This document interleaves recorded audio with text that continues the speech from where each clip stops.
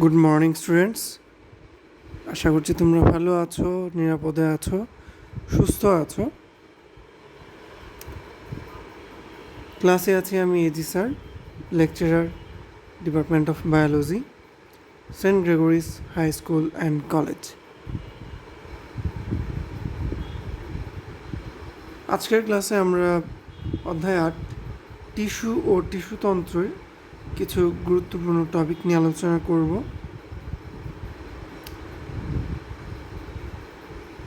টপিকগুলো তোমাদের কাছে খুব কঠিন কিছু নয়, আজকের আলোচ্য বিষয়গুলো তোমাদের কাছে খুব সহজ কিছু বিষয়, কারণ তোমরা ক্লাস 9-10-এ যখন জীববিজ্ঞান বইটি পড়েছ সেখানে এই বিষয়গুলো নিয়ে আলোচনা করা ছিল, তাই খুবই রিলেটেড কিছু জিনিস বা প্রায় ওই জিনিসগুলোই আলোচনা করা হবে। আশা করি তোমরা ক্লাসটি মনোযোগ দিয়ে করবে এবং ক্লাস শেষে যদি তোমাদের কোনো প্রশ্ন থাকে অবশ্যই সেটা আমাকে জানাতে ভুলবে না। তো আজকে ক্লাসের আলোচ্য বিষয় হচ্ছে স্থায়ী টিস্যু। আমরা আজকে স্থায়ী টিস্যুর সংজ্ঞা, বৈশিষ্ট্য, কাজ ও প্রকারভেদ সম্পর্কে জানবো, যেখানে সরল টিস্যুর যে প্রকারভেদ প্যারেনকাইমা, কোলেনকাইমা ও স্ক্লেরেনকাইমা সেটা সম্পর্কেও আমরা জানবো, তাদের পার্থক্য আমরা করব। তো চলো সময় নষ্ট না করি, ক্লাসটা শুরু করে দেয়। তো টিস্যু কী বা ভাজক টিস্যু কী সেটা হয়তো তোমরা তোমাদের প্রিভিয়াস ক্লাসে কায়ুম স্যারের সাথে ক্লাস যখন করেছো তোমরা সেগুলো করেছো, অলরেডি হয়তো জানো। তো আমরা শুরু করার আগে তবুও একবার আলোচনার সুবিধার্থে টিস্যু সংজ্ঞাটা একবার বলবো।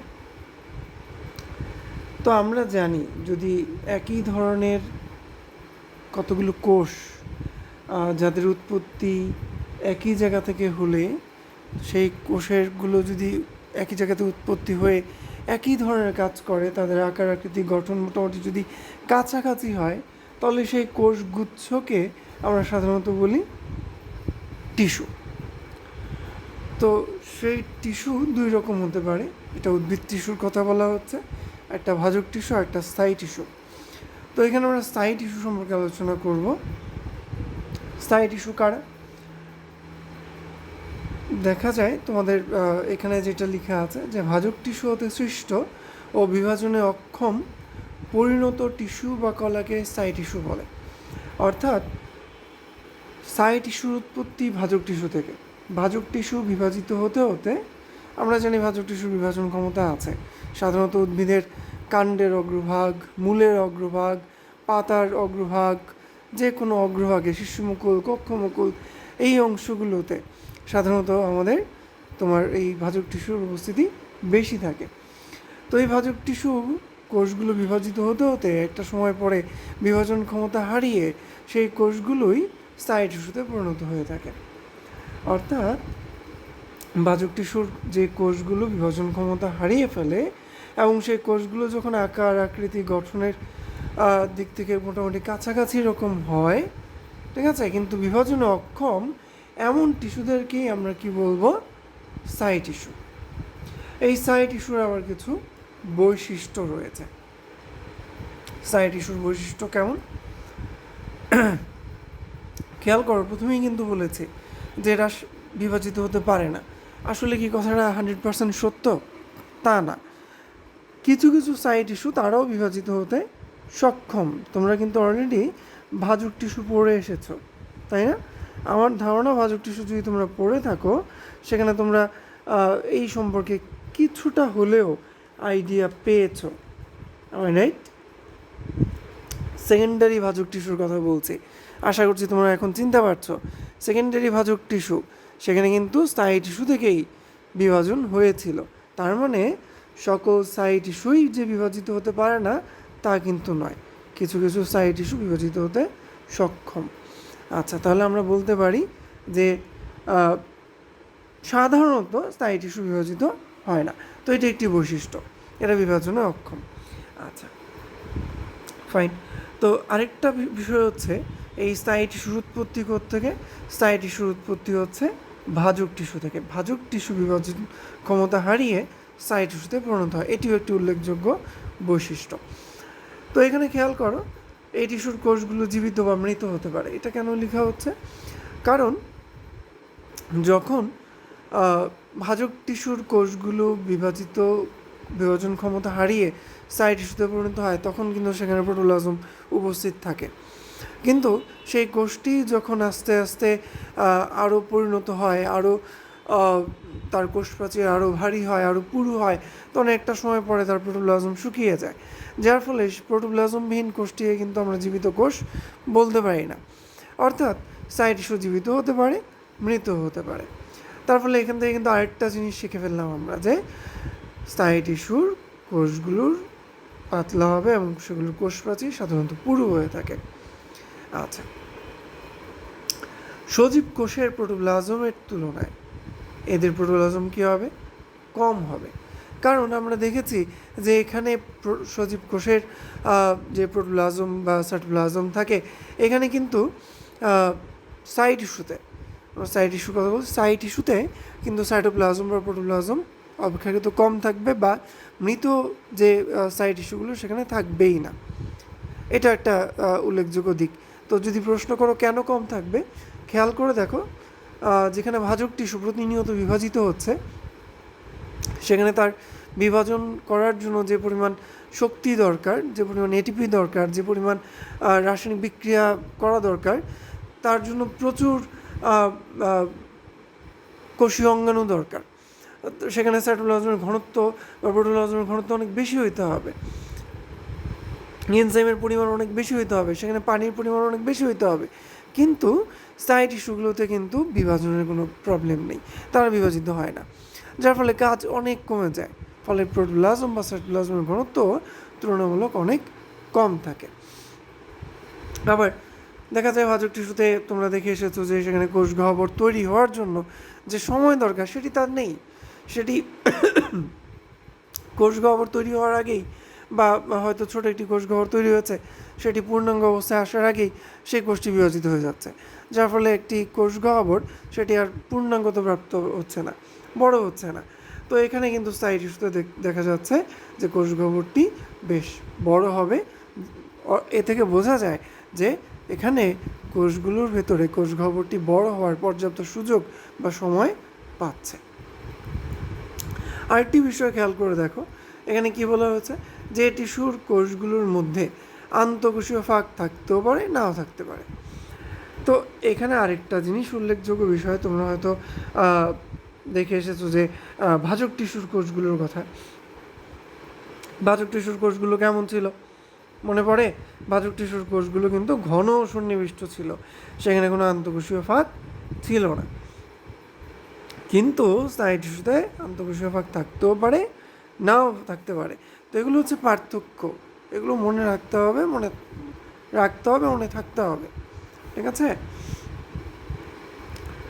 তো স্যার আর কী কী বৈশিষ্ট্য থাকতে পারে? তো খেয়াল করে দেখো, এদের যে কোষপ্রাচীরটা যে পুরু হচ্ছে, কেন পুরু হচ্ছে, এটাও কিন্তু একটা গবেষণার বিষয়, চিন্তার বিষয়। দেখো, এদের কোষপ্রাচীর কোত্থেকে তৈরি হয়েছে, বা এই কোষগুলো কোত্থেকে আসছে? ভাজক টিস্যু থেকে আসছে, ভাজক টিস্যুর কোষগুলো থেকে আসছে। ভাজক টিস্যুর কোষগুলো আস্তে আস্তে এই স্থায়ী কোষে পরিণত হয়েছে। এখন ভাজক কোষ যেটা হয়তো একটু বড় হলেই বিভাজিত হয়ে যায়, তাহলে একটু বড় হলেই যে কোষটা বিভাজিত হয়ে যাচ্ছে, তার কোষপ্রাচীরটা হয়তো সেলুলোজ দিয়ে তৈরি, সেখানে হয়তো আর একটু পেকটিন জমা হবে, আর একটু লিগনিন জমা হবে, আর একটু অন্যান্য উপাদান জমা হবে, তারপর সেটা পুরো হবে। কিন্তু ভাজক কোষের কোষপ্রাচীর থাকে পাতলা, কারণ সেখানে ওই সব উপাদান জমা হওয়ার সময়ই পায় না, তার আগেই সেটা বিভাজিত হয়ে যায়। কিন্তু স্থায়ী টিস্যুতে বা স্থায়ী কোষে সে অনেক সময় পায়, যার ফলে এই কোষপ্রাচীরগুলো অনেক পুরু হয়ে থাকে, এবং এই কোষগুলোর আকারও দেখা যায় এক এক সময় এক এক রকম হতে পারে। ঠিক আছে, আশা করছি বুঝতে পারছো। আবার এখানে যেহেতু কোষ গহ্বর বড়, খেয়াল করো, কোষ গহ্বর বড় হলে কী হবে? অবশ্যই নিউক্লিয়াসটা মাঝখানে থাকবে না, নিউক্লিয়াসটা যে কোনো একটা পাশে অবস্থান করবে।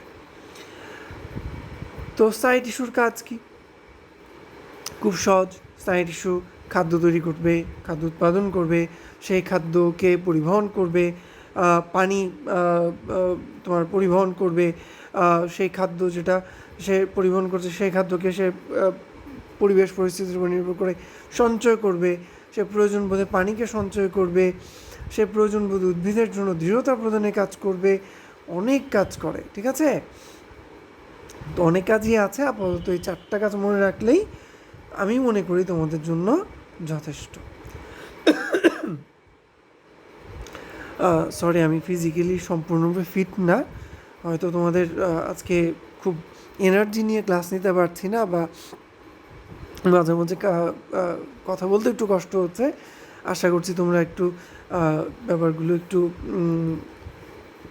অন্যভাবে দেখবা, অন্তত ক্লাসটা ঠিকঠাক মতো সম্পূর্ণ করবা। আচ্ছা, আমরা সাইট ইস্যুর প্রকারভেদে চলে যাব। তোমরা হয়তো ক্লাস 9-10-এর প্রকারভেদটাও পড়েছ। সাইট ইস্যুকে আমরা 3 ভাগে ভাগ করতে পারি: সরল টিস্যু, জটিল টিস্যু এবং ক্ষরণকারী টিস্যু। তো সরল টিস্যু কারা? আসলে দেখা যায় যে সকল টিস্যুর তোমার কোষগুলোর আকার আকৃতির গঠন একই রকম, তাদের আমরা বলি সরল টিস্যু। ঠিক আছে, এই আকার আকৃতির উপর ভিত্তি করেই সরল টিস্যুকে 3টি ভাগে ভাগ করা যায়। আকার আকৃতি বা অনেক সময় প্রকৃতির উপর নির্ভর করেও এই সরল টিস্যুকে 3টা ভাগে ভাগ করা হয়ে থাকে। একটা প্যারেনকাইমা, অপরটি কোলেনকাইমা এবং শেষটি হচ্ছে স্ক্লেরেনকাইমা। অপরদিকে জটিল টিস্যু কি সেটাও এখানে একটু ছোট্ট করে বলে দেই।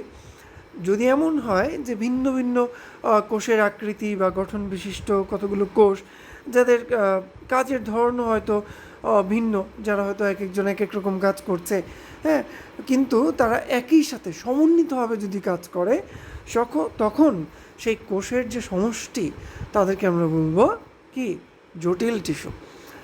ঠিক আছে, কথার খেয়াল করো যে কতগুলো কোষ যাদের আকার আকৃতি এক নয়, গঠন এক নয়, হয়তো কাজের প্রকৃতিও এক নয়, বা কাজের প্রকৃতিটা হয়তো এক, বাট কাজটা এক না।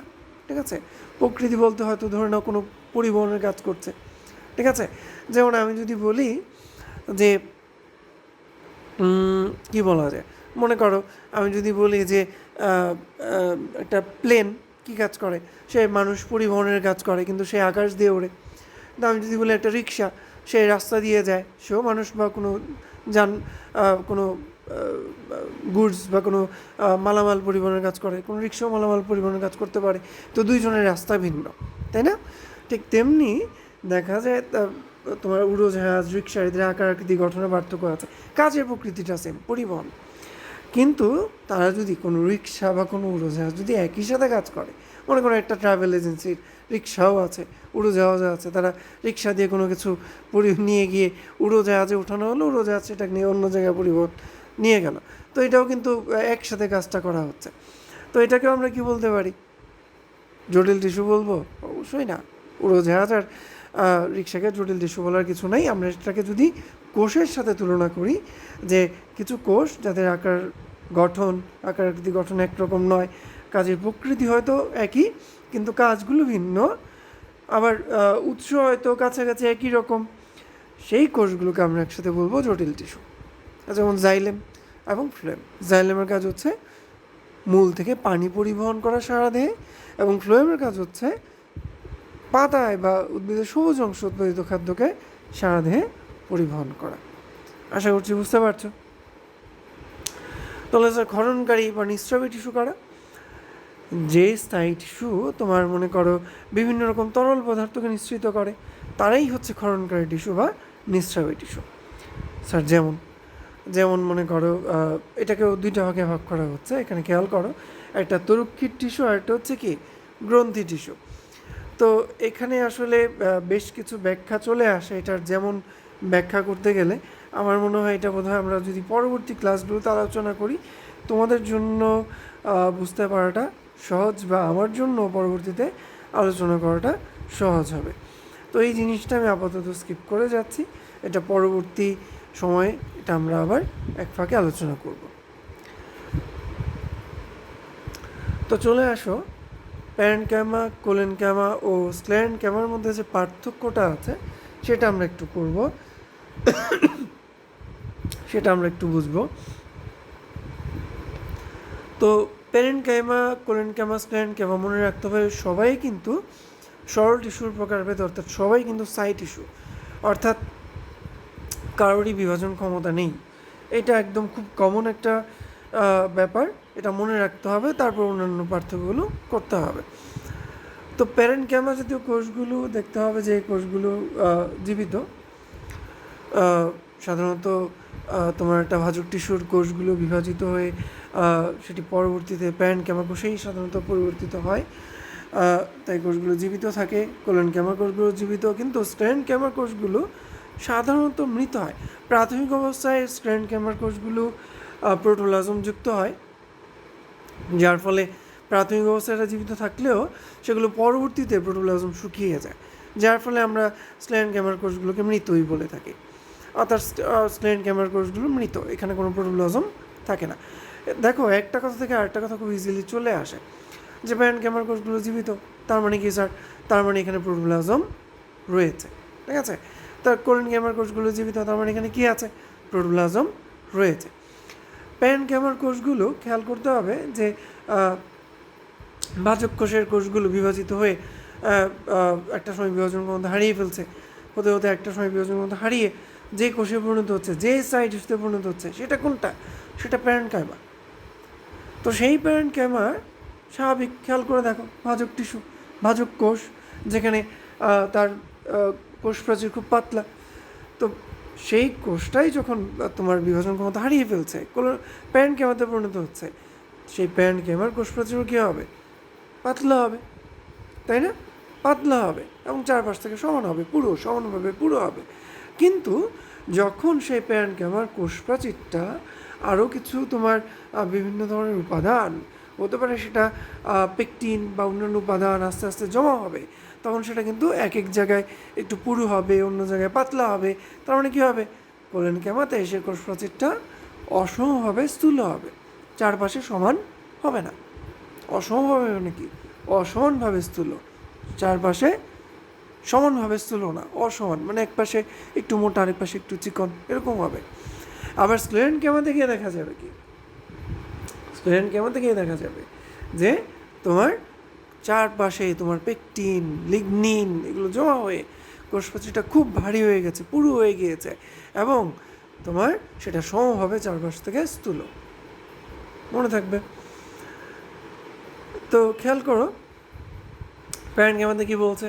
এখানে কোষান্তর রন্ধ্র থাকে। দুইটা কোষের মাঝে যে রন্ধ্র, দুইটা কোষের মাঝে যে একটা গ্যাপ, মানে কোনো একটা ছিদ্র, ঠিক আছে, সেটা থাকে, ঠিক আছে, সেটা এখানে থাকবে। কোলনকাইমাতে থাকতেও পারে, নাও থাকতে পারে, স্ক্লেরেনকাইমাতে থাকে না, ঠিক আছে, কারণ এটা মৃত কোষ, এখানে থাকলেই কি আর না থাকলেই কি।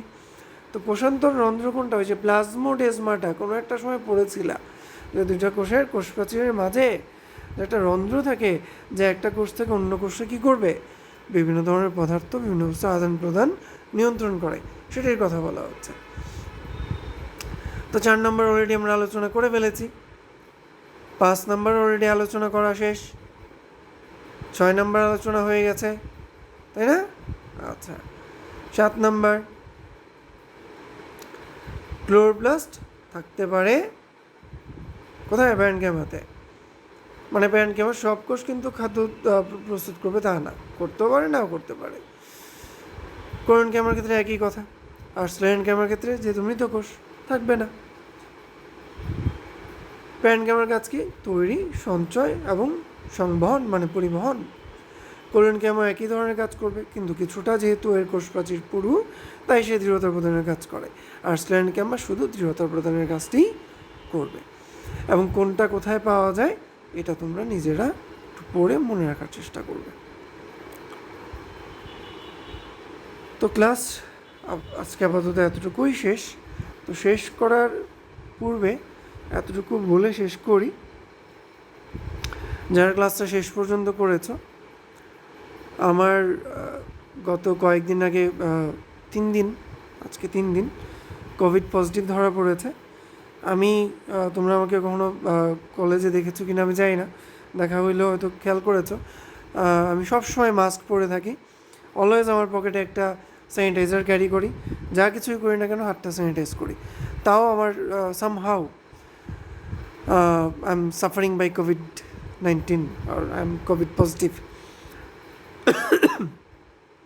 সো বেটার নিজেরা ভালো থাকো, আশেপাশের মানুষগুলোকে ভালো রাখার চেষ্টা করো, সবসময় মাস্ক পরো, সামনে আপকামিং যে লকডাউন আসতেছে বাসায় থাকার চেষ্টা করো নিজে ভালো থাকতে, নিজের পরিবারের মানুষগুলোকে ভালো রাখতে। পড়াশোনাটা কন্টিনিউ করো, পড়াশোনাটা চেষ্টা করো যতটুকু সময় নিয়েই করো, একটু মনোযোগ দিয়ে করতে। যদি তুমি সারাদিনে 1 ঘন্টা পড়ো, সে 1টা ঘন্টা মনোযোগ দিয়ে পড়ো, বাকি সময় তোমার কী করো সেটা আমার জানার বিষয় না। 1টা ঘন্টা যদি পড়ো, 1টা ঘন্টা মনোযোগ দিয়ে পড়ো। সবাইকে ধন্যবাদ, ভালো থাকো, সুস্থ থাকো, নিজের যত্ন নাও, পরিবারের যত্ন নাও।